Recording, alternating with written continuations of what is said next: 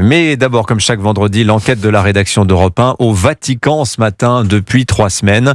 Le pape François, 88 ans, est hospitalisé pour une grave pneumonie des 2 poumons et pour la première fois. Un message audio du Saint-Père a été diffusé hier soir place Saint-Pierre lors d'une prière. Écoutez. Je vous remercie du fond du cœur pour vos prières pour ma santé depuis la place Saint-Pierre. Je vous accompagne d'ici. Que Dieu vous bénisse et que la Vierge vous protège. Merci. Voilà le message aux fidèles hier soir donc du pape François, voix chevrotante, souffle coupé. Bonjour Caroline Baudry. Bonjour Dimitri, bonjour à tous. Vous êtes l'envoyé spécial d'Europe 1 au Vatican. On a entendu cette voix très faible du Saint-Père. Comment va-t-il ? Eh bien, nous avons de ces nouvelles officielles 2 fois par jour via les communiqués du Saint-Siège.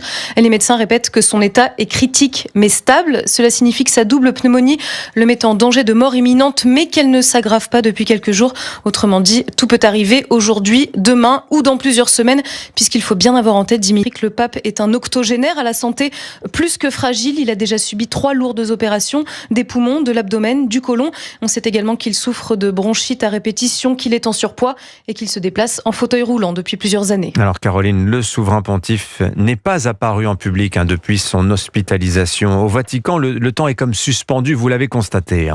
Absolument, puisque le pape se trouve à 10 km de là, à l'hôpital Gemelli, où il est soigné dans la chambre papale. Alors il faut imaginer un appartement médicalisé au dernier étage, peint en blanc, dans laquelle il est sous respirateur, à côté d'une petite chapelle. Et pendant ce temps, au Vatican, certains comparent la période ralentie à celle de la fin du Covid.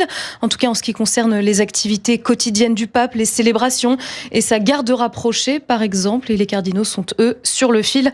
Officiellement, une certaine élégance, une certaine décence les empêche de se réunir pour discuter de l'après. Mais en coulisses, évidemment, chacun se prépare à 3 scénarios possibles. 1, le pape meurt, ses obsèques, puis un conclave pour élire son successeur sont organisés selon un protocole millimétré. On sait que les luttes de pouvoir et d'influence sont permanentes dans les couloirs du Vatican, mais elles sont aujourd'hui, bien sûr, ravivées. 2, le pape retrouve la forme et son siège de chef de l'Église. 3, le pape survit, mais démissionne. Pas avant la fin de l'année 2025, car c'est une année sainte dans la religion catholique, que l'on appelle le jubilé. Ah oui, une année jubilaire, c'est très important pour les chrétiens et c'est tous les 25 ans, Caroline.